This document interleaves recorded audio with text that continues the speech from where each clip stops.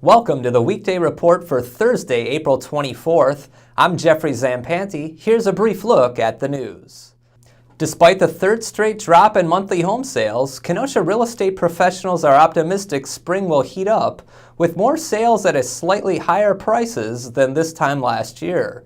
Realtors saw March home sales dipped by 13.5%, with 141 homes sold compared to 163 a year ago. Meanwhile, local Realtors Association President Anthony Nudo said 28 optimistic agents have joined his organization. The Racine man charged with fatally shooting a Kenosha man in downtown Racine last month pleaded not guilty to homicide. Christopher S. Brown appeared this morning in a Racine County Circuit Court where he waived his preliminary hearing and entered the initial plea, allowing the case to move forward. He is charged with first-degree reckless homicide for the March 29th shooting death of Dulandon Ratliff. No trial date has been set.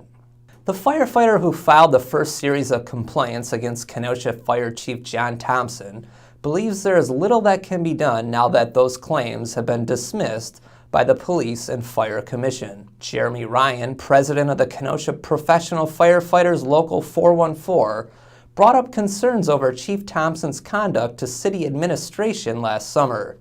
The investigation lasted for months before the commission finally dismissed those complaints on Tuesday. Ryan said civil lawsuits could still be filed, but no steps have been taken.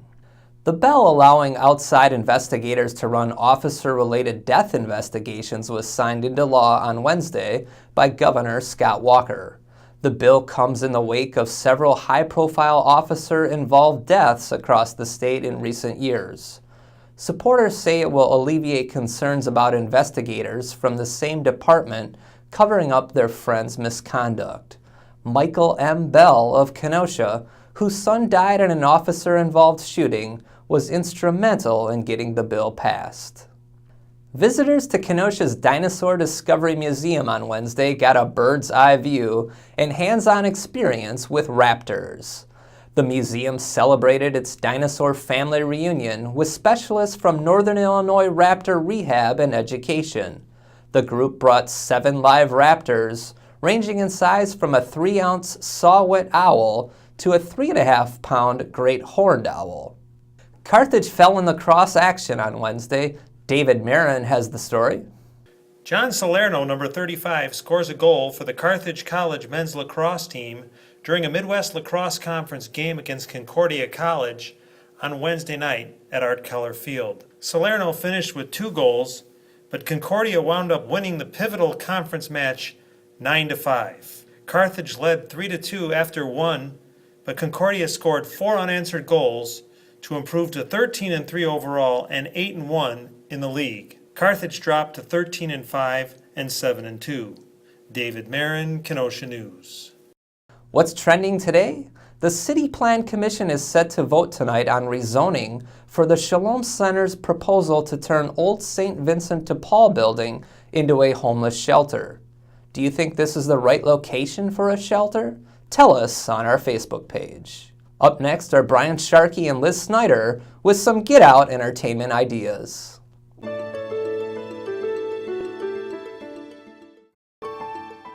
Hi, I'm Brian Sharkey. And I'm Liz Snyder with your entertainment news. And this week there are 2 very different shows opening on local stages. That's right. The Lakeside Players are performing the true story of the diary of Anne Frank. This drama takes place during World War II and focuses on Anne Frank and her family. They are hiding with other people from the Nazis. Though the story is quite dramatic and tragic, director Carol Larson said she hopes audiences can also find the humor in this play. At Carthage College, their show is all about the humor. That's right. Dirty Rotten Scoundrels is a Broadway musical based on a Steve Martin movie about con men on the French Riviera. And it is very funny.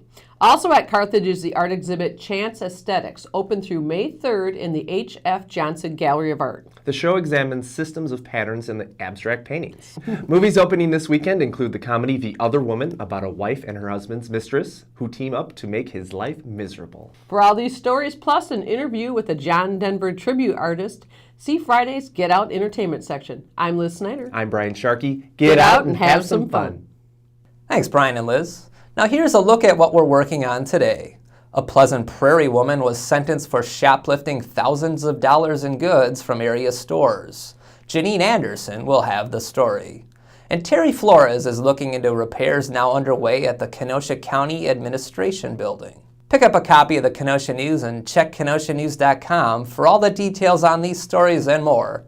I'm Jeffrey Zampanti with the Weekday Report.